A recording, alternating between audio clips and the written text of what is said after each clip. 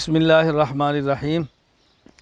اس وقت ہم ادرنے کے اس مقام پر موجود ہیں، یہ آپ کو نظر آ رہا ہے، اس کو قصر عدالت کہا جاتا ہے۔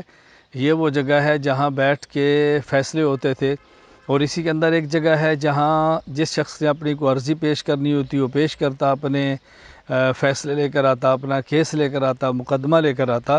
اور اسی میں ایک طرف جگہ ہوتی تھی جہاں وہ لوگ جو سزائے موت پاتے اور ان کے سر قلم کر دیے جاتے، ان کے سر قلم کر کے ایک طرف رکھے جاتے۔ ایک بہت اہم بات، یہ جو قصر عدالت ہے، سلیمان القانونی اس نے یہیں بیٹھ کے سلطنت کے قوانین لکھے تھے اور مرتب کیے تھے، باقاعدہ جو قانونی شکل دی وہ اسی کے اندر بیٹھ کے دی۔ اس کے بعد پھر وہ سلطان بنے اور خلیفہ بنے، تو انہوں نے سلطان سلیمان قانونی نے یہیں بیٹھ کے سلطنت کے قوانین مرتب کیے اور تحریر کیے۔ یہ قصر عدالت ہے، اور اس کے پیچھے آپ کو نظر آ رہا ہوگا کھنڈرات میں بدلا ہوا محل۔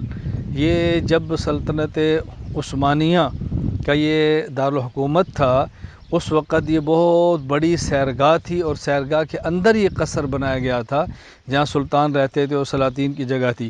تقریباً 1718 کے بعد سے یہ خالی پڑا ہوا ہے، غیر آباد ہے۔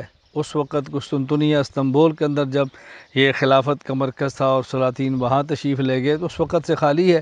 اس پر روس بھی حملہ آور ہوا ہے، زلزلہ بھی آیا ہے اور آگ بھی لگی ہے، تو غیر آباد ہے۔ اب ہر اندر اس کے کام شروع ہے، اس کی دوبارہ تعمیر نو کے حساب سے۔ تو یہ قصر عدالت ہے، اور پیچھے بہت بڑا محل تھا قدیم، بعد میں قصر عدالت کو بھی اسی محل کا حصہ بنا دیا گیا۔ تو اس وقت جہاں موجود ہے یہ سیرگاہ ہے قدیم، اور اب لوگ آتے ہیں اس کو دیکھتے ہیں۔ اور یہاں بہت بڑا ایک اسٹیڈیم ہے، یہاں زیادہ تر یعنی یوں سمجھیں کہ جیسے پہلوانوں کشتیاں، اور اس کے لیے جگہ یہاں پر بنی ہے، اور اسٹیڈیم ہے ہمارے ساتھ بہت بڑا۔